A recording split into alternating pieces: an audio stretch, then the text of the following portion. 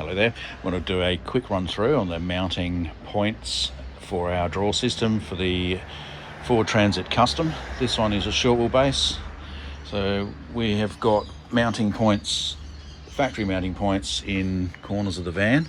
Now you can see we've got a left and a right mounting bracket with our supplied short bolt.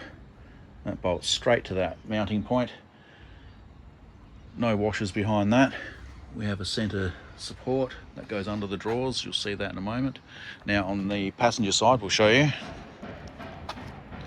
Our mounting bracket is the same on the driver's side. We have a supplied long bolt that goes into that factory tie down point. And we have the shorter bolt and the 4 supplied washers that mount into that tie down point, and that then forms the basis of our drawer system. So you drop the drawers over the top of that, and then they screw into the top through into these base sections, and they are then held in securely by factory mounting points only, no drilling holes.